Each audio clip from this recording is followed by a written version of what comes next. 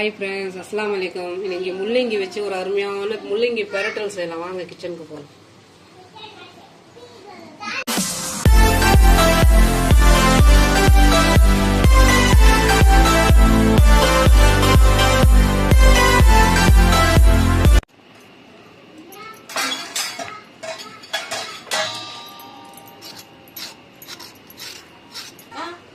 இந்த மாதிரி பெரிய கண்ணு இருக்கு இல்லையா, அதில் வாஷ் பண்ணி வச்சுருக்கேன். இந்த மாதிரி சீவிக்கணும். வாஷ் பண்ணிவிட்டு இந்த மாதிரி சீவி. எனக்கு கடை சூடாயிடுச்சு. ஒரு 4 ஸ்பூன் கடலை எண்ணெய், ஒரு வெங்காயம், மீடியம் சைஸ் வெங்காயம் ஒன்று, ஒரு பச்சை மிளகா இந்த மாதிரி கட் பண்ணி வச்சுக்கணும், ஒரு கொத்து கொத்தமல்லி எல்லாம் போட்டு நல்லா வதக்கிக்கணும். சீக்கிரமாக வதங்க. தேவையான அளவு உப்பு சேர்த்துக்கணும். தக்காளி போட்டுக்கணும். ஒரு ஸ்பூன் இஞ்சி பூண்டு பேஸ்ட் அதையே தூளை சேர்த்துக்கணும். ரெண்டும் சேர்த்து நல்லா வதக்கணும். அது தலையில் ஒரு சின்ன ஸ்பூன் மஞ்சள் தூள் போட்டுக்கணும்.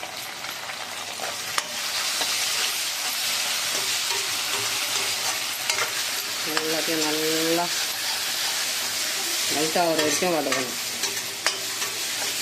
நல்லா வதங்கிடுச்சு. சீவி வச்ச முள்ளங்கி நல்லா நீர் சத்து அருமையான ஒரு வெஜிடேபிள். ஒரு 2 ஸ்பூன் மிளகா தனியாக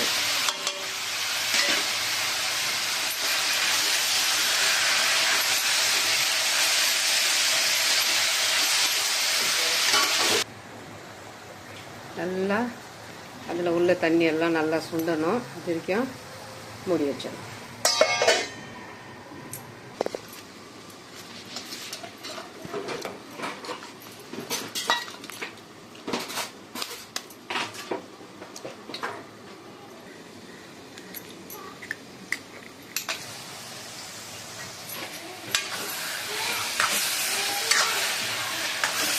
தண்ணி ஊற்றாமல் அந்த முள்ளங்கியில் ஒரு தண்ணி வச்சு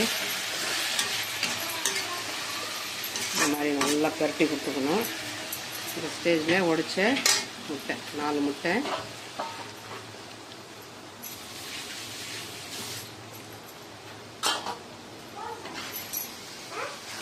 ஹை ஃப்ளேமில் வச்சுக்கணும்.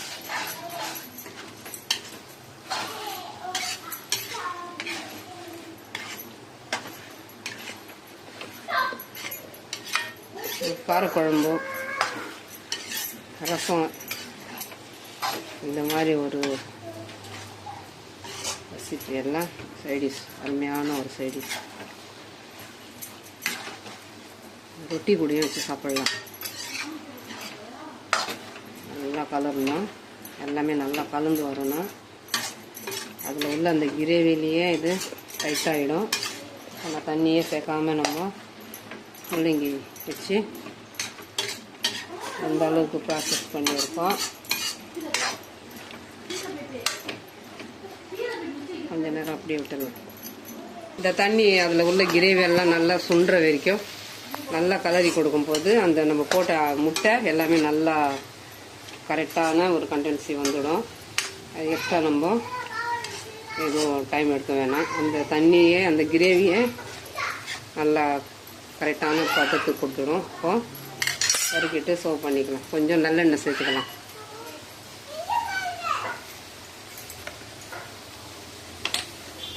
ஒரு 2 ஸ்பூன் நல்லெண்ணெய் கொஞ்சம் மணமாக இருக்கும்.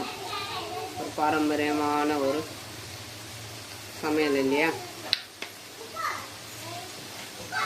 பாரம்பரிய சமையல்னாவே நல்லெண்ணெய் தான். எல்லாமே கலந்துட்டு சர்வ் பண்ணிக்கலாம்.